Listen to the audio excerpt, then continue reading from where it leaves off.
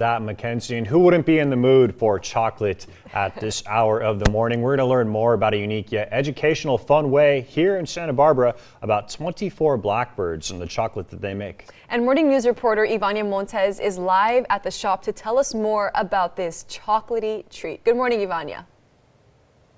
Yeah, good morning, guys. So, of course, we started in the jungle room, and then now we're in another room that I'll get into shortly. But here at 24 Blackbirds Chocolate, they do it in such a unique way where they make chocolate from scratch. And what got me is right as I entered through the door was the smell. And right now we're in another room, but the one that knows more about the chocolate world and pretty much everything from even making his own equipment to making the chocolate and even planting them in the jungle room, as we saw earlier, is the owner and founder Mike Orlando, who is with me here this morning. Good morning, Mike. Thank you so much for waking up this early for us. Even the anchors were telling us, tell them thank you for us. Yeah. So we're obviously in another room. We're not going to go into all the rooms in the tour. What room are we in exactly right now?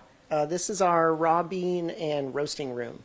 So this is where we have all the origins of cocoa beans that we work with stored and where we roast them to develop the chocolate flavor. Okay, and I'm guessing we have some raw beans now, right, for some viewers to see? Okay. All right. These are beans from Uganda. Wow. So we work with a farm out there. And so these are the raw beans, which you can zoom in on. And it's not, you guys get them from different places, right? You have Uganda and then other locations. Madagascar, Dominican Republic, Honduras, and we've worked with many, many more. Wow. But the beans have a really loose, light shell, and this is a cocoa nib inside, so that's what becomes the chocolate.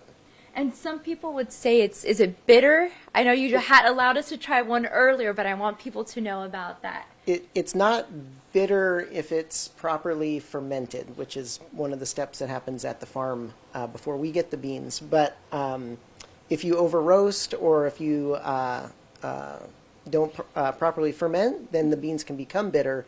But for our chocolates, it's not bitterness. It's usually just a really intense chocolate flavor.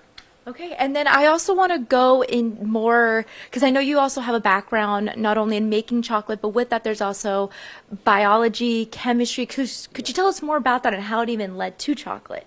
Yes, so before I was making chocolate, I was a chemist for UC Santa Barbara, and just sort of reading about chocolate and getting me more and more excited about the food aspect, applying my science into the food aspect of all of my DIY projects. And so there's a lot of science in the chocolate making process that I just naturally was attracted to.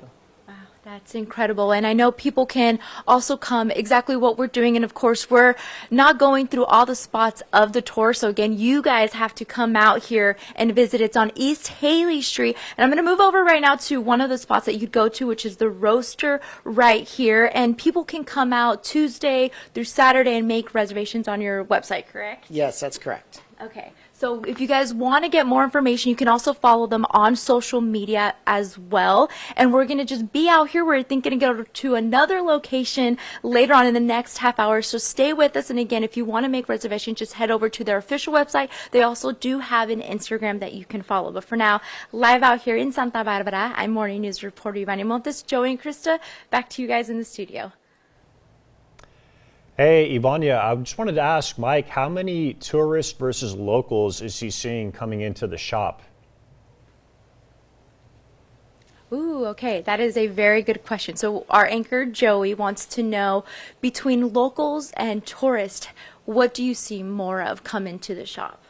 I think we have an even spread. I think it's like 50-50. You know, in the summertime we get a lot of tourists, but it's almost 50-50, I'd say. Okay. Well, there you have it. It's 50-50, which is good. But again, if you're a local, you have it right in your own backyard. So Joey, Chris, I expect you guys to be out here. We can make our own reservation. Mackenzie too.